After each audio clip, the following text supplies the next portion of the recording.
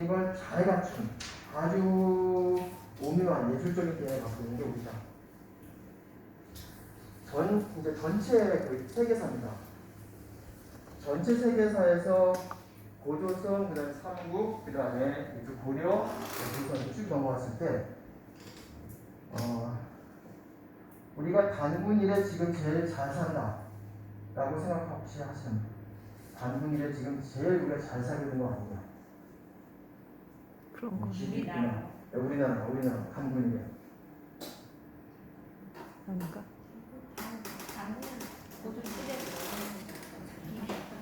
자, 그 다음 또 두 번째. 서울이 현재 국제 경쟁력 도시 순위 한 15위 정도 됩니다.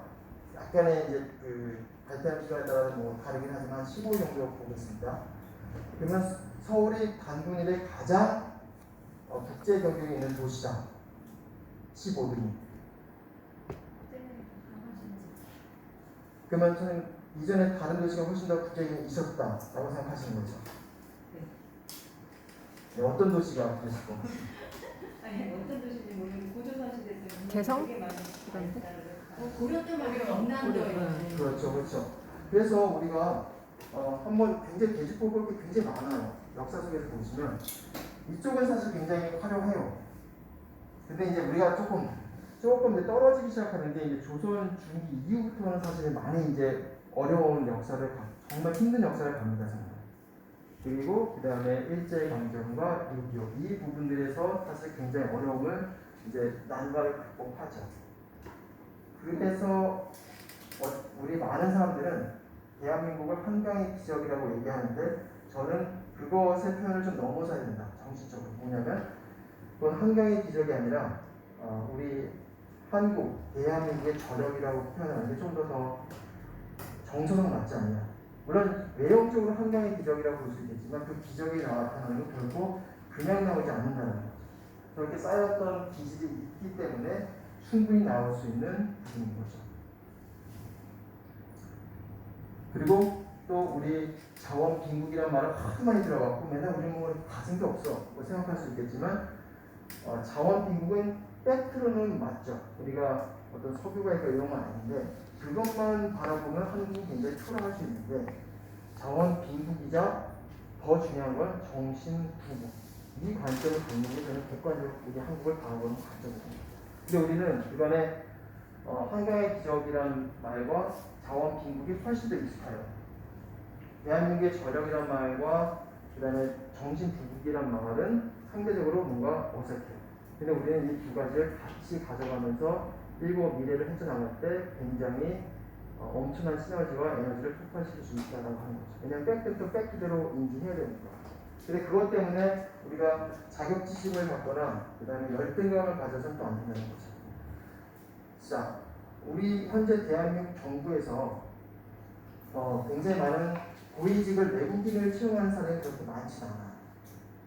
근데 고려시대 때를 보시면 고려시대 때 여러분들이 혹시 조금 국사시갈 때 공부를 좀 더 하셨다 하시면 쌍기의 권위에 의해서 과거제를 도입했다 이런 얘기가 조금 들릴 느낌이 있으실 거예요.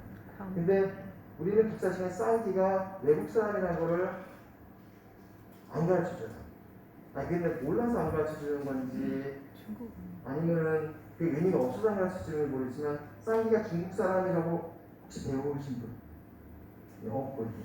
그리고 시험에서 시험 관련해 보면 그 중립성과 객관성이 굉장히 중요하기 때문에 한국인을 앉히지 않고 그랬을 때 외국인을 거기 앉히는 거예요. 보이지. 그러면 제도라고 하는 측면에서 보면 큰 틀에서 보면 진화가 되긴 하겠지만 어떤 경우에서 보면 옛날보다 뒤져있는 것도 있을 수 있는 것들을 우리는 굉장히 잘 인지를 해야 되는 게 필요한 거죠. 그래서 배울 게 많다는 거예요. 그러니까 옛날 때 지금도 다 좋다는 것은 아니고 옛날에 했던 이 부분들의 생각들을 감만 보면 충분히 가져갈 수 있다라고 하는 생각을 잘 가져보자. 자, 지금 여기 서울이 존재하고 있지만 이때 당시 신라 당시 때를 요 때를 이렇게 끊어서 보시면 이때 굉장히 국제적으로 움직였던 도시가 비잔티움의 콘스탄티노플 이쪽 로마 쪽입니다. 그리고 그 다음에 중동에서 바그다드, 그리고 그다음에 중국 지역에서의 강원, 시안, 그다음에 한국 신라의 경주. 고려 시대 때도 개경, 마찬가지, 경라도도 사실 마찬가지고, 그래서 도시들로 보면 굉장히 많은 부분들의 교류가 국제화되어 있다는 거죠. 더 내려가면은 고려 시대 때는 신라 시대 때 그래서 경주에 가시면 그 아랍인들의 석상들이 왕릉 옆에 있어요. 그 얘기 뭐냐면 그만큼 엄청나게 교류가 많았다. 하나 예를 들어드리면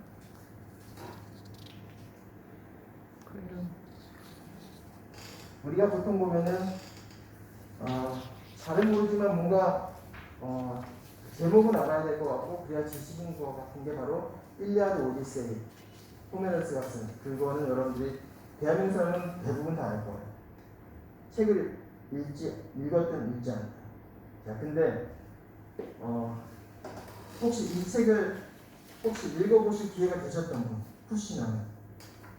네, 많은 분들은 이 책을 접할 기회가 별로 없습니다. 내용적으로 들어가면 푸시나무에는 700페이지의 그 페르시아의 대서사시입니다. 700페이지 중에서 500페이지가 우리나라 이야기를 할애하고 있어요. 이때 당시는 그래서 신라입니다. 신라 공주와 이쪽에 페르시아의 왕자 이야기를 통해서 나중에 신라와 페르시아가 또 결합해서 중국을 물리치는 이런 얘기까지 나오게 되는데 700페이지에서 500페이지가 나오는 우리 이 얘기는 왜 모르면서 왜 일리아드 오디세이는 모르면 조금 내가 조금 무식해 보이고 이렇게 되는 것은 뭘까?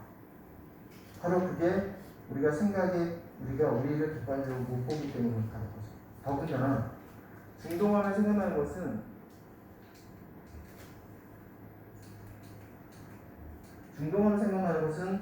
이렇게 막 긍정적인 것보다 사실은 어떠세요? 전쟁. 테러, 전쟁, 석유. 근데 중동 역사는 사실 굉장히 많은 문명들이 발달된 진영이기도 하죠. 이게 누구 관점이냐? 라고 했을 때 이 부분은 한편으로 보면 서양 관점일 수 있는 거예요. 그래서 이 부분을 우리가 중동이라고 하는 부분은 또 전체 인구에서 약 4분의 1을 차지하게 되는 어마어마한 경제 세력입니다.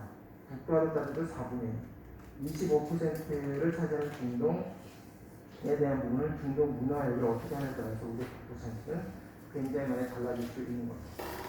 그래서 내가 정의하는 중동이 필요한 거예요. 남이 정해준 중동이 아니라. 그리고 한국을 정의할 때도 남이 정해준 한국이 아니라 내가 정의하는 한국이 필요하기 때문에 객관적 시각을 가질 필요가 있다라고 하는 겁니다.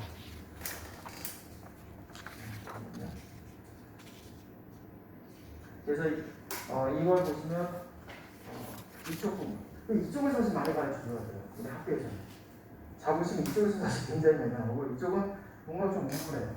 그렇지만 이것도 역시 역사이기 때문에 이걸 잘 받아 안고 또 화려했던 이 부분들을 같이 인지하게 될 때 우리의 어떤 국가관, 그 다음에 또 역사관, 그리고 나의 인생관에 대한 부분들의 미래의 진취적인 모습들을 미래 꿈꾸는 그런 부분들이 충분히 가능할 수 있다는 거죠. 하도 많이 돌아다녔다는 거. 얼만큼 돌아다녔냐? 비싼 토기 부분에 대한 부분에서 저는 그래서 이거를 이게 여기가 지금 한국이 먼저냐 이 부분보다 한국 속의 세계, 세계 속의 한국이라고 하는 관점에서 보면 어쨌든 이 부분을 보시면 다 엮여 있어요. 비싼 토기 자체가. 그러면 교류가 기본적으로 일어났다는 사실입니다. 그걸 부인할 수 없죠. 그래서 이 부분들에 대한 우리들의 어떤 교류들 보시면 엄청나게 개방적이고 또 활발하게 움직임을 가질 수 있었다 하는 그런 측면입니다. 인도의 그 드라비다족에 대한 부분인데 네. 사원을 찾은 남인도 가족의 대화에서 흘러나온 낯익은 수다. 아빠 엄마가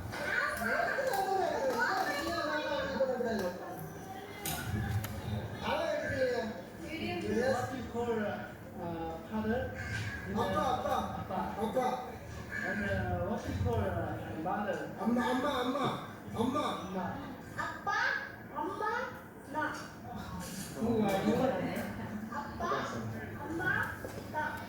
들어갔다 남부집에 들어갔던 소식 굉장히 많이 강했던 쪽인데 나중에 그쪽에 인도인들에 대해서 좀 유리해지다.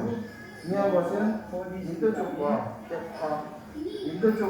우리가 이런 보이지 않는 교류들이 있었기에 사실 언어적인 부분이 사실 섞일 수밖에 없다. 그래서 근데 이게 딱 세 단어만 아니라 굉장히 많은 단어들이 공통적으로 사용하고 있기 때문에 그 부분들을 그래서 이쪽이 이걸 썼냐 저쪽이 저걸 썼냐가 아니라 그 자체보다도 이것이 같이 교류가 되고 있어서 사실 그러면 꽤 오래전에 이 교류들을 갖고 움직이는 그런 경험을 우리가 볼 수 있다. 이건 TBS에 반영된 내용입니다. 신라 부분도 역시 가만 보시면 국가 경애를 가만 보면 핵심이 대강입니다. 신라와 그 다음에 고려, 특히 고려 같은 경우는 관광형이 굉장히 강했죠. 그러니까 당연히 해양 문명도 발달을 해서 아까 경난도 같은 것이 있고 또 신라는 장보고 관련된 부분이 있죠. 근데 우리가 또 공부는 진짜 잘한 것 같아요.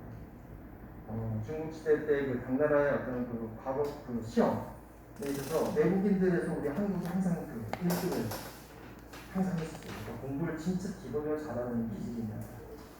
그래서 이쪽에 막 그 시기를 했다는 이야기도 있어요. 그리고 2등, 근데 거기 또 발에도 굉장히 공부를 잘했고, 뭐 그런 부분의 이야기들이 나오긴 합니다. 우리 보통 중고등학교 때 그 고려 가요라고 이제 우리가 얘기 듣는데, 고려가 선생님이 어떻게 봐주냐면, 야, 그거는 조금 그 너무 선정적이야. 그런 거 알 생각하지 마. 뭐 이런 얘기들을 사실 많이 들었는데, 근데 그 내용의 선정성, 뭐 이런 거, 그런 것보다도 중요한 건 뭐냐면, 지금 고려가 쌍화점 한번 보시면 쌍화점에가 쌍화사를 갖다가 해외 쌍화점 만두가게 같은 거라고 보시면 될 것 같아요. 만두가게 해외에 아기가 내손모 잡들이다. 근데 뭐 내손모 잡고 이런 부분들이 뭐 남녀간의 그런 부분들에 대해서 너무 야하다 이런 관점보다도 중요한 건 해외 결국 아랍인들이 고려시대 때 배경에 엄청나게 돌아다녔다는 사실을 알 수 있죠. 지금 서울에 아랍인들이 얼만큼 돌아다녔을 때는 그 과거에는 굉장히 많이 돌아다녔던 사실을 알 수 있는 고려 가요에도 저렇게 일반적인 대중들이 쓰는 군중 속에서 그렇게 나왔다는 것 꽤 많이 살았을 가능성이 크다라는 부분입니다. 자, 여기 지금 한국분이시죠, 그렇죠? 네. 한국에는 한국인이 있습니까, 없습니까? 기준은 뭡니까? 우리가 얘기는 주민등록증 있으면 한국인이다라고 할 수 있겠지만 일단 법적이나 행정상에서 여기를 우리가 한번 조금 더 짚고 가면 좋겠다 해서 조금 별도 챕터를 마련했는데 제가 지금 쓰고 있는 책입니다. 한국에는 한국인이 없다. 아니면 지금 다른 생각 당신은 한국인입니까? 뭐 이런 이제 내용을 좀 쓰려고 하는데 어느 초등학생이 그랬다는데 이게 한국인이에요. 지금 왜 웃으세요? 지금 이유가 뭐예요? 야, 저런 허황된 생각 뭐 이런 거 생각하시면서 웃으셨으면 안 되고 그럼 한국인 아니고 나랑 생각이 똑같아요. 이런 분이 한국인이시고 웃으셨다고 하는데 기특하지 않습니까? 일본 뭐라고 그래요? 이 정도 대한민국 많은데 저는 이 친구가 중학교, 고등학교 진학하면서 어떻게 선생님한테 피드백을 받을까? 너 아직도 그렇게 초등학교 때처럼 그렇게 지금 장난 같은 생각하면 이렇게 혼나고 있지 않을까 사실 많이 심히 우려되고 있는 친구입니다. 자, 우리는 한국인이 없다라고 하는 부분에 그걸 좀 쪼개보면 우리는 크게 이 세계가 우리가 한국인인데 한국인이 없게끔 만드는 요소들이 존재할 수 있는 가능성이 있어요. 일단 중화사상이라는 부분 큰 거. 그리고 항상 왜 저는 말을 읽을 때 왜 맨날 중국 고사성어만 갖고 있는지 왜 삼국지만 갖고 있는지 이해를 할 수 없어요. 그걸 쓰지 말라가 아니라 한 번 그걸 쓰면 한 번 더 우리 걸 써야 되니까 왜 이쪽 것만 쓰면 있어 보이고 이거는 중요한 사상이에요. 나도 혹시 그러지 않는가 한번 생각해보면 필요할 수 있어요. 뭔가 그걸 쓰면 내가 좀 있어 보이는 지식계층 같은 그런 우월주의에 있으면 그거는 반대로 얘기하면 굉장히 DNA를 죽일 수 있는 방식이다. 그래서 골고루 쓰자라고 하는 부분인 거죠. 하나 대표적으로 경복궁과 자금성. 우리는 많은 부분은 외형을 보고 우리는 역시 중국은 역시 진짜 그 에로티지 분이 어떻게 저렇게 크게 만들었어 부러워하거나 이렇게 되는 부분은 중화사상에 좀 가까워요. 팩트로 보면 큰 건 맞는데 왜 중국은 크게 만들고 그다음에 한국은 왜 저렇게 작게 만들었을까에 대한 부분의 철학적인 부분들을 우리가 좀 더 들어가 보면 왜 경복궁의 배치가 이런 부분들은 자연과 끊임없이 자연을 훼손하지 않고 건들지 않고 자연과 같이 공존하고자 했던 부분들이 우리 정원부터 시작해서 모든 게 다 녹아져 있어요. 그러니까 우리가 막사발 같은 경우도 그런 거죠. 굉장히 자연스러운 것들을 추구해와요. 그래서 막사발은 일본에서는 어마어마하게 존중을 받는 거죠. 근데 우리는 막사발 보시면 어때요? 너무 이렇게 쭈글쭈글하고 들을지 모르겠는데 오하열도 얘기해. 대칭도 너무 촌스러워. 이렇게 되면 끝나는 거예요. 근데 그 자연스러움을 강조하기 위해서 했었던 그 부분들의 철학을 이해하면 좀 더 경복궁이 예뻐 보여야 되는 거죠. 경복궁은 경복궁대로 좋고 나는 가치가 있고 의미가 있고 자금성은 자금성대로 가치가 있게끔 하는 게 우리의 한국인의 사상이 되어야 되는데 우리는 이쪽을 치우칠 가능성이 크다. 그리고 우리가 한국 사람들은 초강대국이라고 하는 3개 국가를 다 nom을 붙이는 특성이 있죠. 미국민, 그 다음에 중국민, 그 다음에 일본인. 근데 하나 더 있어요. 조선놈. 이건 우리를 굉장히 자학하는 게 조선놈은 안 돼. 이거는 진짜 안 되는 거죠. 왜냐면 조선사 편수에서 이것을 하기 위해서 그걸 세팅했는데 우리가 그대로 따라한다? 이거는 사실은 일제 식민사관을 그대로 갖고 있는 겁니다. 특히 그러니까 외형적인 것이 아니라 정신적인 부분에서 이 부분을 갖고 있으면 우리는 역시 일제가 만들었던 그 식민사관을 그대로 갖게 되니까 그런 역사 광복이 안 되는 거죠. 진정. 죽도록 회복했겠지만 역사 광복이 되려고 하면 일제가 하고자 했었던 조선사 편수에 아주 집요했었던 그 부분들을 우리는 이거는 극복해야 되는 부분이죠. 정신적으로. 단순히 불멸로한 그런 차원을 훨씬 더 뛰어넘어서 수승하는 정신적으로 우리가 이것을 가져갈 때 저는 의미가 있다. 근데 이 두 가지만 또 해도 벅찬데 우리 하나 또 있어요. 서양 우월주의. 자, 우리가 보통 이제 뭐 같은 거 하면은 벤치마킹이라고 해서 다른 쪽은 어떻게 했는지를 알아보는 게 벤치마킹입니다. 미국 기업이나 국가는 어떻게 했을까? 이런 부분을 알아보는 게 벤치마킹 분석인데, 우린 대부분의 벤치마킹 분석을 어떻게 하냐면, 자, 만약에 우리가 통일의 세미나가 열리고 포럼이 열리면 통일의 벤치마킹 국가는 어딘가요? 독일. 자, 우리 다 이렇게 너무 당연한 거 그렇죠? 혹시 삼국시대 혹시 이렇게 얘기하려고 했다가 기회를 놓치시는 분 안 계십니까? 나는 삼국 얘기하려고 했는데 다 독일 얘기거든요. 보세요. 독일을 이야기하는 것 자체를 제가 말씀드린 게 나쁘다라는 거 하는 게 전혀 아니에요. 독일은 독일대로 우리가 시사점이 굉장히 많아요. 근데 똑같이 독일과 더불어 우리의 그 과거 역사 속에서 삼국의 통일, 왜 가장 안 될 것 같은 약했던 신라가 통일을 했을까에 대한 부분들의 수많은 것들을 보게 되면 그런 부분의 벤치마킹을 통해서 하게 되는데, 만약에 어떤 패널리스트가 5명이 나왔는데 한 분이 삼국 이렇게 얘기하면 저 지금 뭐야 옛날 도립하면 얘기하고 있어 이렇게 되고, 독일 얘기하면 아주 팬시하게 생각하는 거죠. 이게 우리가 서양 우월주의 사상이에요. 근데 이거는 우리 안에 그냥 너무 많이 녹여져서 너무 당연해요. 그거를 우리가 때를 벗겨내는 게 우리가 한국인이 되는 과정을 보는 거죠. 그래서 각고의 노력이 좀 필요할 수 있어요. 이름, 여러분들 제가 홍대순인데 한국에서 안녕하십니까 홍대순입니다. 그렇게 하죠.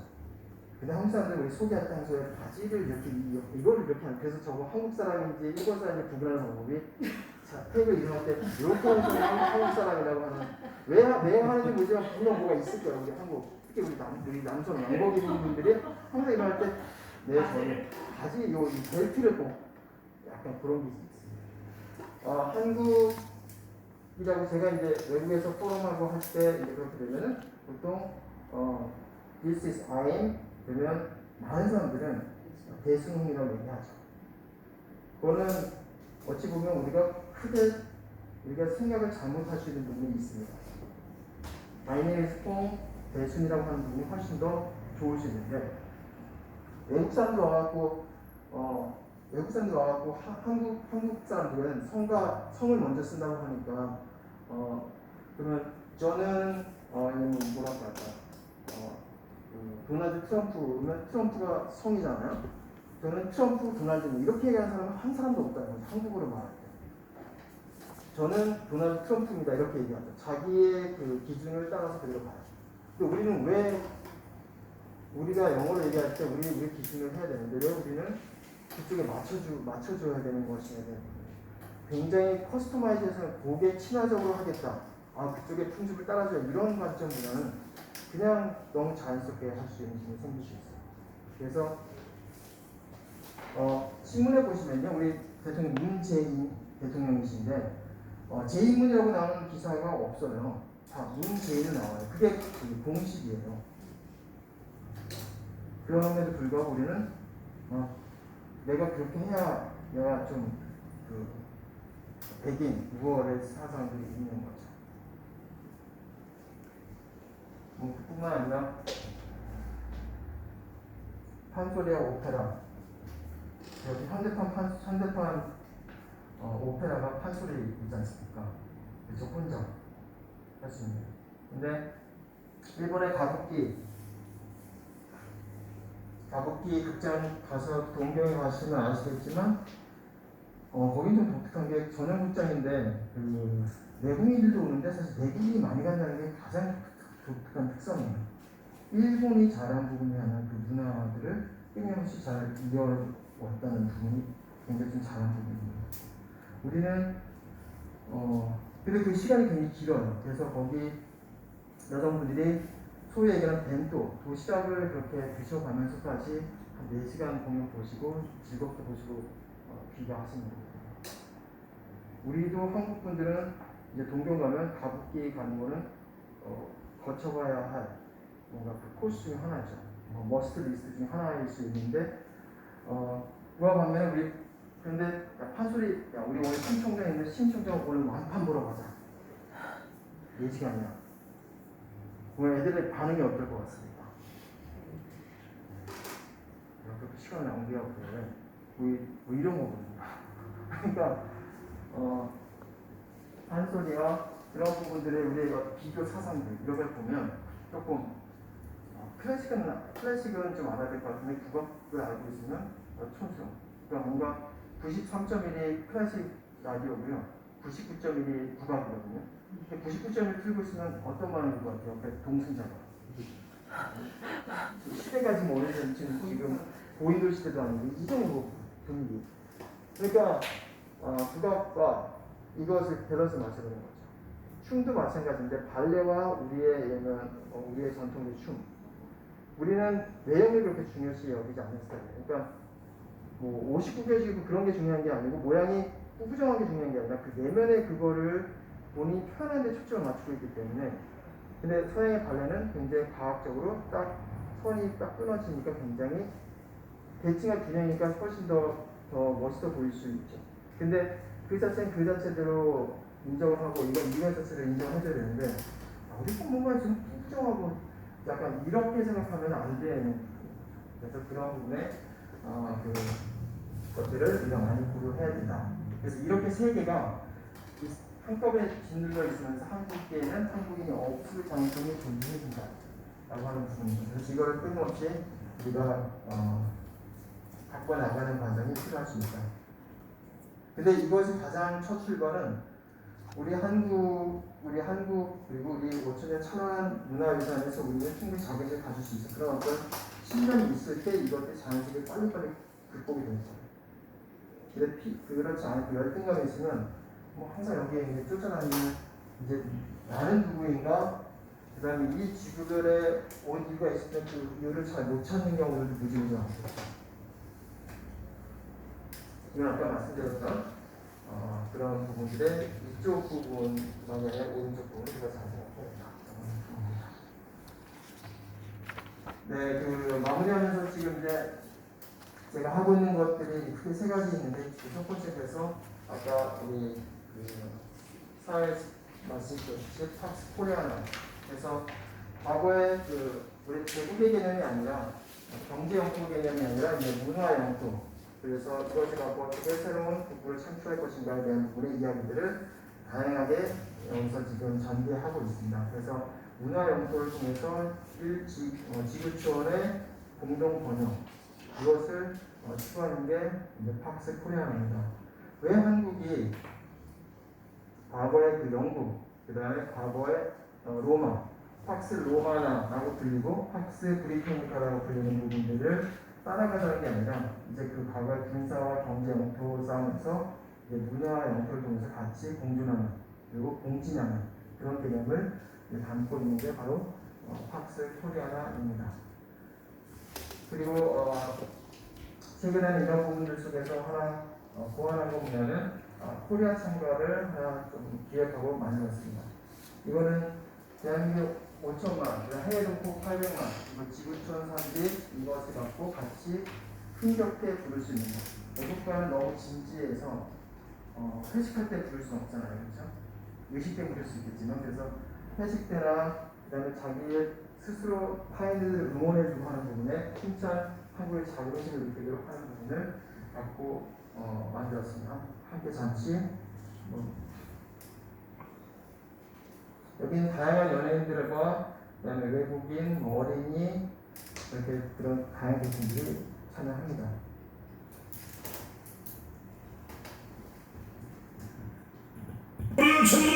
우승은 하울.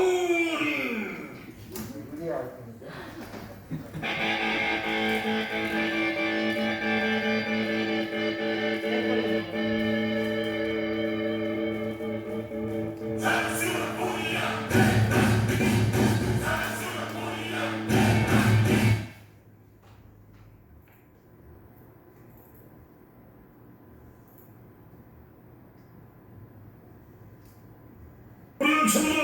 우승은 하울.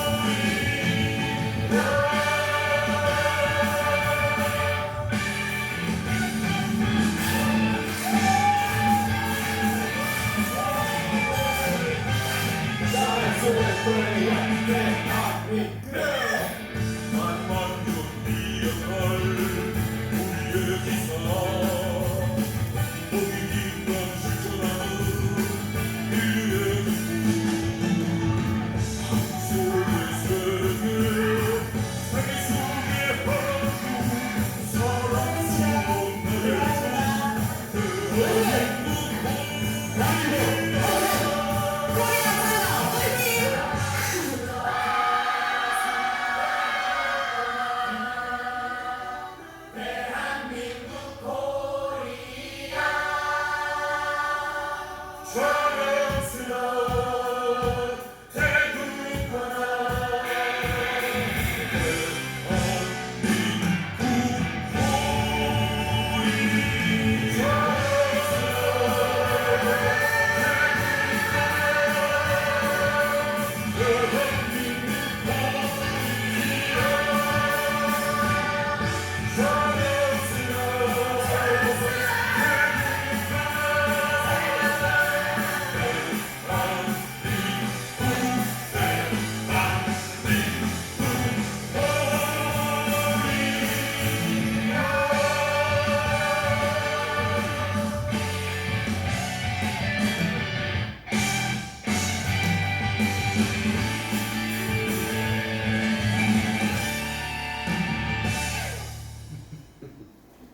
전수 공의를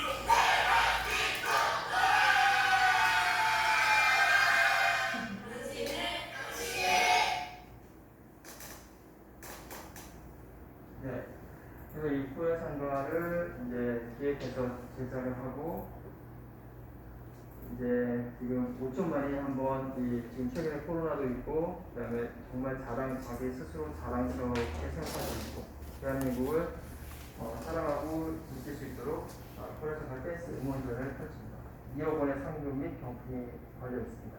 여기 계신 분들 많이 주변에 많이 알려주었고 응모하시면서 한번 새로운 어떤 힘과 도전 그리고 힘들거나 도전할 때 항상 코리아 참가를 그냥 한번 외쳐주시면 코리아 참가가 여러분들 모르게 아마 다가가시지 않을까 그런 노래에서 한번 만들어서 사실 바람이 있다면 대대적으로 이 노래를 좀 불렀으면 하는 기획 제작자의 바람은 없지 않아 있습니다. 여러분 많이 사랑해 주시면 더욱더 좋을 것 같고요. 최근에는 세계 최초 월드 응원 올림픽을 통해서 한국에서 사실 이 부분의 많은 핵심은 또 보셨지만 홍익 사상일 겁니다. 그래서 인간을 이롭게 하는 그 사상에 대한 부분에 지금 가장 필요한 시대 정신 중에 하나 그리고 코로나가 우리 지구촌에 주는 메시지 바로 저는 그거라고 보고 그래서 같이 자연과 우리 인간이 다 같이 하나가 돼서 조응할 때 지구촌은 인류는 번영할 것입니다. 그리고 한국이 그런 부분의 역할을 하자라고 하는 선에서 월드 응원 올림픽 일종의 정신 올림픽을 한국이 개최하는 것을 지금 기획해서 현재 추진 중에 있습니다. 그 부분들도 혹시 여러분들이 보시면 그게 새로운 어떤 인류 역사의 또 하나의 축을 만드는 판을 만드는 거구나 보여주시면 감사하겠습니다. 네, 오늘 여러분들과 너무 어떠셨습니까? 좀 재밌었어요.